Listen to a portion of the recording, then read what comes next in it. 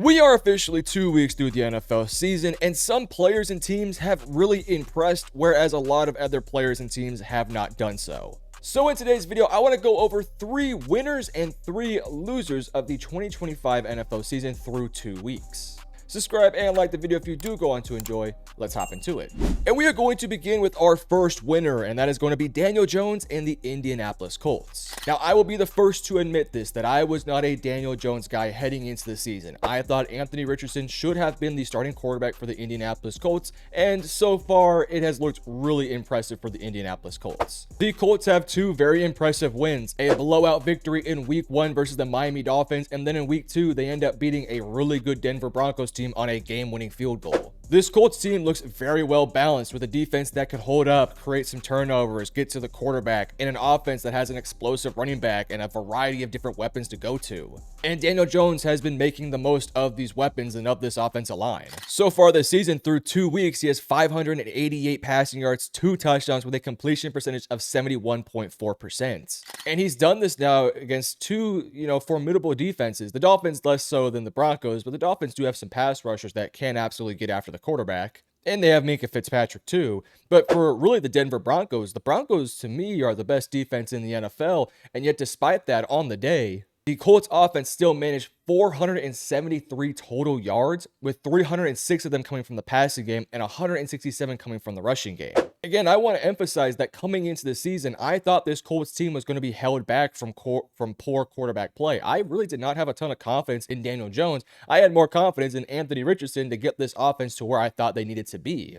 I knew the talent on the roster was there, and I believed in Shane Steichen as an offensive play caller. But ultimately, it was just I didn't have any faith in Daniel Jones, and frankly, I don't think anyone would necessarily be mad at me for not believing in Daniel Jones. Prior to his time with the Indianapolis Colts through at least 2 weeks, this guy has never really been a great starting quarterback. His best season was probably 2022, where he had like 15 touchdowns, and that was not that impressive of a season. He's shown glimpses, he's had good games, but he's never been like a franchise quarterback, at least not to the level of some of these other guys. But it looks like he's found a really nice home here in Indianapolis. I mean, the playmakers are there. The team around him is very talented. The play calling is good. It really supports him and getting him through this process. And again, it's early, but through 2 weeks, we're kind of looking at Daniel Jones very similarly to what we looked at Sam Darnold last year for the Minnesota Vikings, where through 2 weeks, the Minnesota Vikings were winning games and Darnold was playing well, but it was always the question of how much longer is this going to go on for, and it just never stopped. He played really well for the entire season. That might happen here with Daniel Jones. Through 2 weeks, he's been balling very well. This Colts team has been playing great on both sides of the field, and I don't really see this team stumbling all that much. And the nice thing for this Colts team, their schedule, at least these next couple weeks, are not that difficult. They have Tennessee, they have the Rams, the Raiders, the Cardinals, the Chargers, then the Titans, Steelers, and Falcons. There's some tough games thrown in there, like the Rams game's not going to be easy. Arizona will be tough. Chargers will be tough. But with all those tough games, they also have some really winnable games too. And they took care of business versus the Denver Broncos, who I thought were going to be a team that probably would have won that game. So for Indianapolis, starting the season off 2-0, you got to feel really good. You also look at the entirety of that division, and it's not very good. Houston has only played 1 game, so it's a little bit too early to tell, but that offensive line looks horrendous, and it looks like their Achilles heel. Jacksonville just lost to Jake Browning and the Cincinnati Bengals, and the Tennessee Titans just simply put are not there yet. So this Colts team, as of today, looks like probably the best team in the division through 2 weeks. Moving to our next big winner, and that is going to be the Green Bay Packers. Now, I don't want to blow smoke here, but through 2 weeks, I think that the Green Bay Packers have looked like the best team in the entirety of the NFC. They have been absolutely balling from start to finish. Offensively, they're clicking. Defensively, they're absolutely dominating right now. They've beat, in 2 weeks, the Detroit Lions and the Washington Commanders, 2 teams that last year both made the playoffs, and 2 teams that we all had very high expectations for coming into the season. And in both the games, the Green Bay Packers have dominated from start to finish. Yes, the scoreboard might look a little bit closer in the Washington game, but they were up, I think, 17-3 heading into the 4th quarter, and the game was never particularly close. Same thing with the Detroit Lions. They had to score late into that game to make the score somewhat respectable. This Packers team has been dominating on both sides of the football and simply have just been better than these really good NFC teams. Offensively, they currently rank 6th in points per game, 13th in yards per game, and 4th in touchdowns per game. And defensively speaking, you can see the numbers on your screen. They rank top 5 in most categories, including opponents' points per game, opponents' yards per game, even opponents' touchdowns per game. Statistically speaking, this team was really good last year, but it feels like this year they have increased their level of play tenfold. On the offensive end, they're not turning the football over. They're relying on this offensive line, which, by the way, has not been fully healthy. Aaron Banks has missed time. Zach Tom has missed time. So this is a Packers offensive line that has not fully been there, but they've still been relying on them, relying on Josh Jacobs. And when Jordan Love has been asked to make plays, he's been delivering. He's made plays downfield. He's made plays underneath in the intermediate. He has not turned the ball over yet. So offensively, they're moving efficiently. They really haven't had a receiver step up to a full maximum level, which is kind of the scary thing to think about. But they've had good plays from Tucker Kraft, and I do think Matthew Golden has showed great glimpses through 2 weeks, and he's definitely going to get more involved as we go along here. So I'm looking at this offense and assuming the offensive line stays healthy, assuming everything, stays the way it is in terms of health and whatnot. You have a great quarterback who's playing at a very high level and playing at a confident level too in Jordan Love, an excellent running back in Josh Jacobs, and some legitimate weapons on the outside that are starting to make a name for themselves. And then on the defensive side of things, look, this secondary has been very impressive. That was my biggest concern for this team. I was very worried about the secondary, especially the outside corners. But through 2 weeks, going up against some very good receivers like Amon-Ra, Jamison Williams, Terry McLaurin, Deebo Samuel, they've held their own. It helps when you have 2 excellent safeties that are so damn solid in coverage, as well as playmakers and just true threats. But these outside corners, when they have been asked to play on an island, they've gotten the job done. Not saying they've been perfect because everyone makes mistakes, but I feel like they've done a really solid job through 2 weeks. And moving forward, they're not that big of a concern for me as of right now. The big story of this defense, though, has definitely been the improvements on the front 7. The addition of Micah Parsons has been such a huge addition for this team. Just the single threat that he is as a pass rusher has allowed so many more one-on-ones for these other edge rushers and interior guys. In years past, teams used to be able to push their offensive line towards Rashawn Gary and kind of take him out of the game. And then you have to ask guys like Lucas Van Ness or one of those interior guys to make a play, but they're just not consistently good at doing so right now. But now you add in a Micah Parsons, and now you have to push the entire line towards Micah's way, which, by the way, Micah's so good that he can still win when he's getting double covered or the offensive line is shifting his way, but it's also allowing guys like Rashawn Gary and Lucas Van Ness to have more one-on-one opportunities, typically up against the weaker tackles. We've seen even the guys up the middle benefit from having a Micah Parsons. Against the Washington Commanders, they were able to get home with just 4 pass rushers and stay in zone coverage and dominate the Commanders that way. Adrian Cooper has looked great. Coy Walker has made some plays. This defense looks good. They look well coached. They also look very excited. So this Packers team is one of my biggest winners so far. 2 NFC matchups, 2 NFC playoff teams, and they've won and dominated both games. And the last winner of this video is going to be the Buffalo Bills. Now, I want to say this, there was a lot of different teams that I could have picked for this one. I think there's a lot of other winners out there, but I really wanted to focus in on who I thought were the teams that feel the best after 2 weeks, and I think the Buffalo Bills have to be one of those teams. That week 1 game versus the Baltimore Ravens, even though, let's be honest, they kind of pulled that one out of their ass a little bit late there, they got a win versus, in my opinion, one of the best teams in the entire NFL in the Baltimore Ravens. You beat the Ravens in week 1, and then in week 2, you have an easier matchup versus the New York Jets, and they did not sleepwalk through that game. They dominated that game from start to finish, especially defensively, winning that game 30-10. So through 2 weeks, you've beaten one of the best teams in the NFL, a team that you probably could have faced later in the playoffs, and you also won a divisional matchup versus a bad team, but you handled your business. It's been very impressive what we've seen from this Bills team. It's not necessarily shocking because it's been basically the exact same things that we've seen the past couple years, which is Josh Allen being Josh Allen, their running back James Cook playing at an extremely high level. He had a great game versus the New York Jets. This offensive line is still very good. This defense, even though they were disappointing versus the Baltimore Ravens, they made enough plays to get them that win, and they showed up big time in this Jets game, and I think moving forward, you got to feel better once they start to get more of their dogs back on the defensive line. This Bills team is clearly, as of today, probably the best team in the NFL. If I were to do my power rankings, I would probably have the Bills number 1. And that's because they beat the Baltimore Ravens, who were my previous number 1 team, and then they took care of business against the New York Jets. When you look at the statistics, obviously the offensive end has been absolutely incredible. Number 2 in points per game, number 1 in yards per game, and number 2 in touchdowns per game. Defensively, the numbers are primarily skewed because of that week 1 game, but 25 points allowed per game, 7th in opponent's yards per game, and 22 in opponent's touchdowns per game. Again, the defensive numbers are a little bit skewed because you gave up, 40 points in one game and 10 points the next week, so it kind of was a weird little mix there. But all in all, this Bills team has been very impressive. Josh Allen, as of today, is probably the front runner to win MVP. Maybe Daniel Jones might be in the conversation. Jordan Love probably would be there too. I think Dak Prescott's playing great football right now.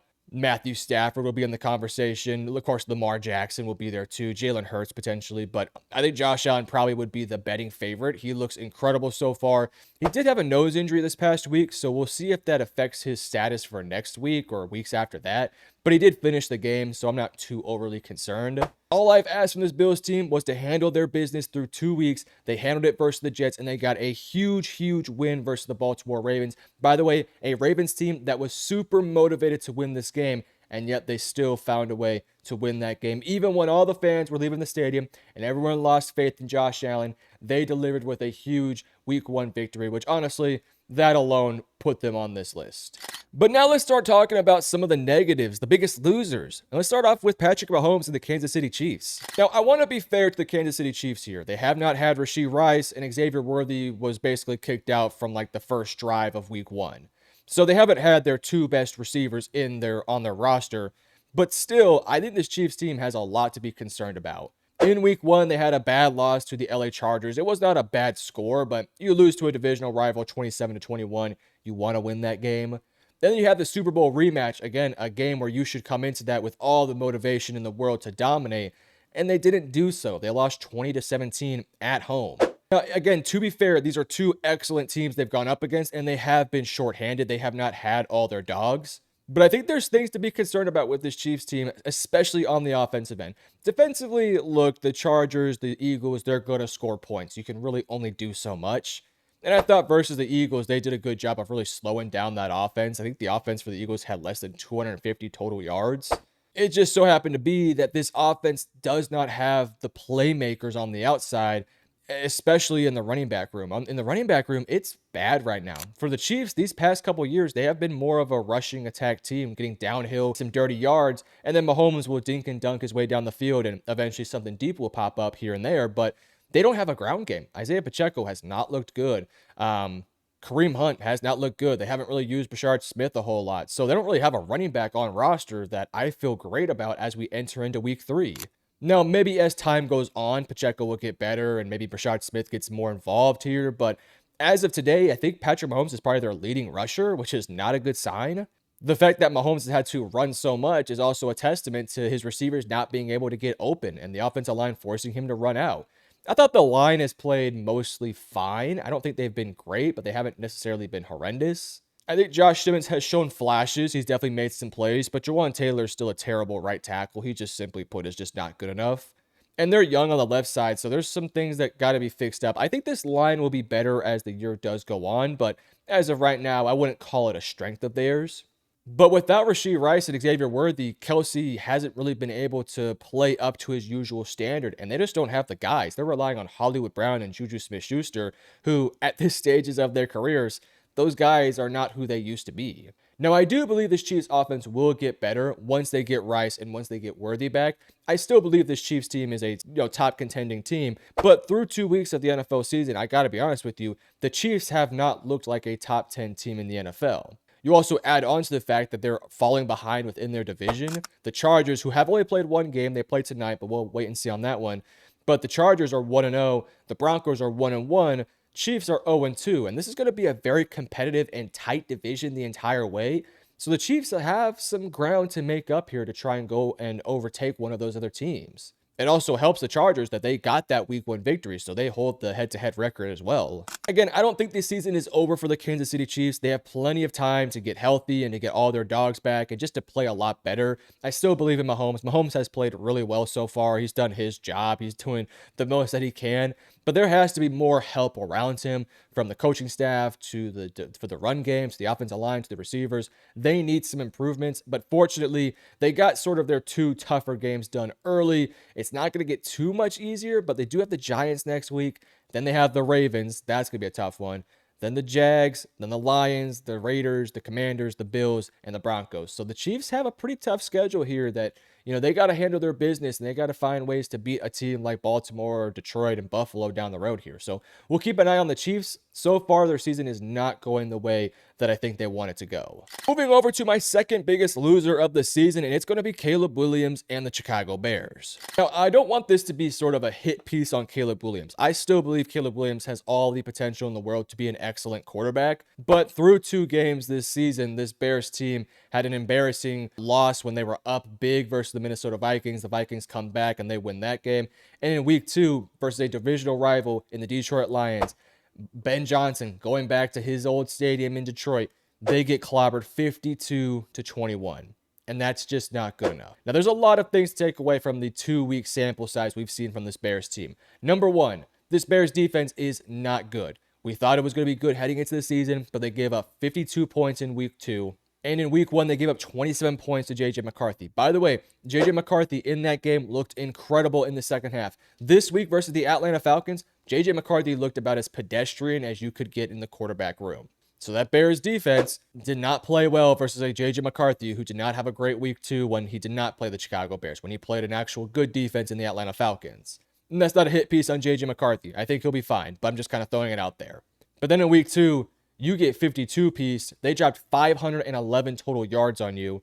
And yes, the Lions were running up the score late into the game when the game was already over. I think they went for it on a 4th and goal in the game. Yes, they were maybe making a statement there as well as try to, rub it in the face of Ben Johnson, perhaps. I get that. You still gave up 52 points.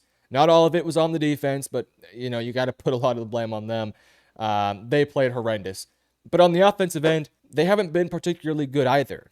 Now, I want to say this, heading into the season, I did believe that this Bears offense was going to take some time, and it's looked about what I thought it was going to look like. Caleb making mistakes, Ben Johnson and Caleb not quite finding that rhythm and chemistry yet.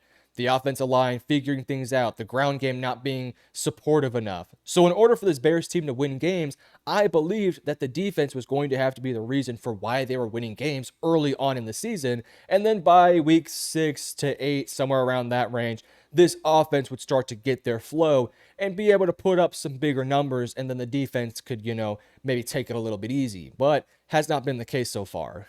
Through 2 weeks, you could read the numbers: 16th in points per game, 16th in yards per game, and 4th in touchdowns per game. But defensively, dead last in opponents' points per game, 28th in opponents' yards per game, and dead last in opponents' points per play, as well as dead last in opponents' touchdowns per game. This is inexcusable numbers from a Dennis Allen-led defense. Now, again, the numbers are big time skewed by this Detroit Lions team scoring 52, but you can still see the numbers. Those averages are not lies. They gave up 27 in week 1 and 52 in week 2. As much as we want to put the blame on Caleb and Ben Johnson and this Bears offense, I don't think they would have won these games. Like, there's nothing they could do when their defense is giving up 50 points or 27 points. Yes, this Bears offense has to play better, and if the Bears offense plays better, the defense plays better because they're more rested and things of that nature, but it just hasn't worked out so far. This Bears offense needs time to continue to develop, catch that rhythm. The only good news is that Rome Odunze looks really good, but outside of that, it's been a whole lot of nothingness for the Chicago Bears team. There was people talking about the Bears potentially making the playoffs or being an underrated dark horse contender, or maybe Caleb Williams wins MVP this year. We could put all those to bed right now. It's not going to happen. This Bears team has a long way to go on both sides of the football. And lastly, probably the biggest loser of the NFL season through 2 weeks, Tua Tagovailoa and the Miami Dolphins. Now, we'll talk about week 2 here in just a minute because week 2 was a bit more of a respectable performance, more so than week 1. But let's talk about week 1. Week 1 was about as disastrous as it could have gotten for the Miami Dolphins. They lost to the Indianapolis Colts 33-8. They did not get a stop on defense. The offense was horrendous. Multiple turnovers. Tua looked absolutely abysmal. They had a players-only meeting after 1 week of the season. Everyone looks pissed. The culture looks horrendous. Mike McDaniel looks like he's not fit for the job anymore. And then in week 2, I'll give them some credit. They went down early in the first quarter. I think they were down 12-0. They fought back. They made the game close. They still lost to the New England Patriots, and I thought the Patriots outplayed them throughout most of the game. The defense gave up 33 in back-to-back games. They look absolutely terrible at getting stops. They have just not been able to get teams off the field, especially on third down. This week, the Patriots were 7 of 12 on third down. The only thing that held back the Patriots was the 12 penalties for 75 yards that allowed them to force some punts or, force them off the field. I mean, this was just a really bad performance for the Miami Dolphins in both weeks. And it's gotten so bad that there's legitimate conversations from their fan base and from NFL analysis guys like myself about what the future is for this Miami Dolphins team and who's their future quarterback, who's their future wide receiver one, who's their future head coach. I mean, there's a lot of questions around this team right now.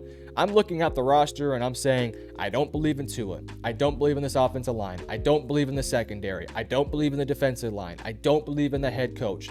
What can I believe in on this team outside of like Jalen Waddle and Devon Achane? Outside of them, I can't really trust a whole lot of this team. They've had some bright spots. Patrick Paul has looked pretty good through 2 weeks so far, and Waddle's been able to stay healthy, and I guess they showed some fight in the second half of this Patriots game. But, I mean, look, the vibes are terrible. You got Tyreek Hill pissed off. I'm sure he's going to request a trade any day now. It wouldn't be surprising if he gets traded mid-season or as soon as the season's over with. Tua has not looked great. I mean, he looked better in week 2 for sure, but it wasn't like he was so much better that they won the game. This defense is straight up bad. They're just a bad team right now. And right now, I'm looking at the future of this franchise. I don't know what I can bank on moving forward outside of, again, Waddle, Achane, and maybe Patrick Paul if he keeps it up. Because outside of them, I just haven't really seen much from this team. And I think this team needs a full reset, like from the entire roster. I'm talking about a full-on rebuild with a new quarterback, a new head coach, a new culture guy. I'm looking around right now, and I think this team could use their Dan Campbell. They need a reset of all resets. Maybe it's an overreaction, but it has not been pretty so far. Let's see if the Dolphins can turn it around because they need to. But you let me know in the comment section below who are the biggest winners and who are the biggest losers of the NFL through 2 weeks. Let me know down below. And if you enjoyed, hit the like and subscribe button. Love you guys. Peace.